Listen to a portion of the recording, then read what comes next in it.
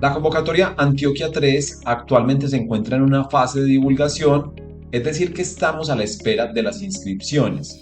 Pero por ello resulta más oportuno aún preparar este momento de las inscripciones, adelantarnos y saber cuáles son esos documentos que debemos aportar durante las inscripciones, porque recordemos que luego de agotada esta fase ya no podremos aportar nuevos documentos o certificados de cara al concurso de méritos. Ya no podremos aportar certificados de experiencia ni aportar certificados de formación académica.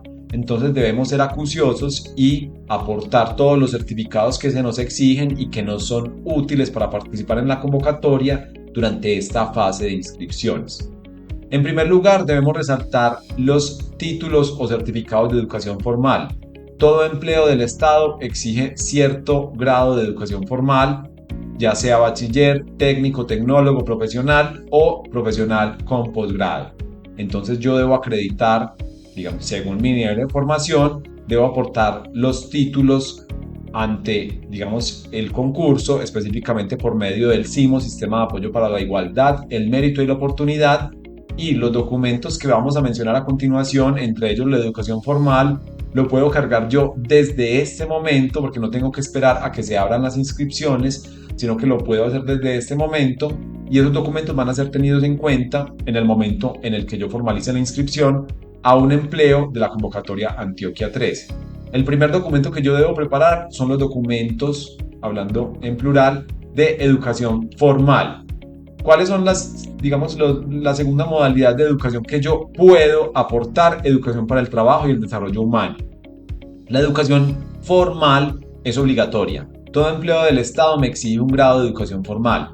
Pero la educación para el trabajo y el desarrollo humano no es obligatoria en principio, ya que simplemente me va a generar un puntaje en la prueba de valoración de antecedentes. No es común tener múltiples certificaciones en educación para el trabajo y el desarrollo humano hoy en día. No es común también en el nivel profesional encontrar que las personas cuenten con este tipo de certificaciones.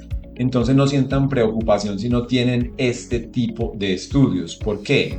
Porque son estudios que usualmente conducen a un oficio. Tenemos, digamos que ejemplos de ello. Está el certificado en auxiliar de enfermería, que no equivale a un título profesional, sino que son estudios para el trabajo y el desarrollo humano, o una modalidad de educación para el trabajo y el desarrollo humano.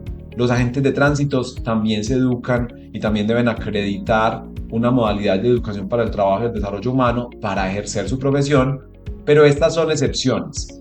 Nosotros debemos o podemos, por eso utilicé el podemos, aportar educación para el trabajo y el desarrollo humano, no para cumplir requisitos mínimos, con las excepciones que acabo de mencionar, sino para generar un puntaje en la prueba de valoración de antecedentes. Si yo no cuento con este tipo de estudios, pues no voy a correr a hacer, digamos, una certificación de 600 horas porque no va a ser necesario. Simplemente, si tengo este tipo de estudios, los aporto porque son útiles.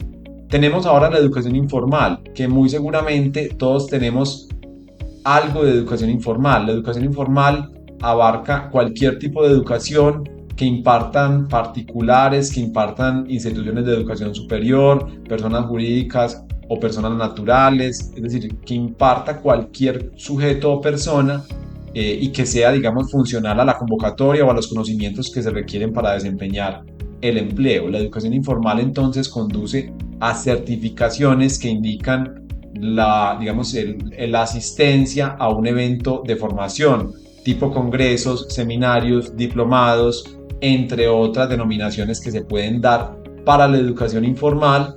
La educación informal debe estar certificada indicando la fecha de terminación o de celebración, de realización del evento académico, y fundamentalmente el número de horas que fueron impartidas. Esto es otro de los certificados que yo debo preparar para las inscripciones de la convocatoria Antioquia 3.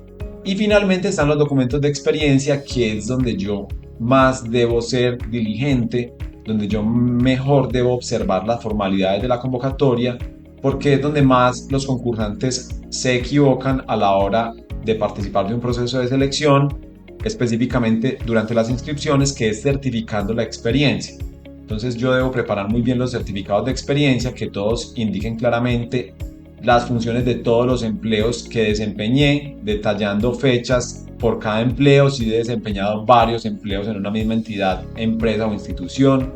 Debo preparar los certificados de experiencia cuando es experiencia derivada de contratos de prestación de servicios, cuando es experiencia como profesional o como persona independiente, etc.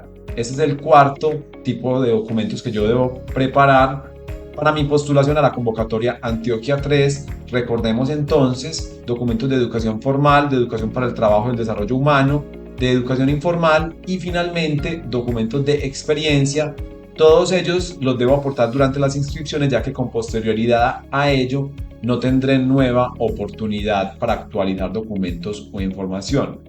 Tenemos entonces que nos encontramos actualmente en la fase de divulgación de la convocatoria Antioquia 3 de cara a las inscripciones, y estos son los documentos que debemos preparar para ese importante momento.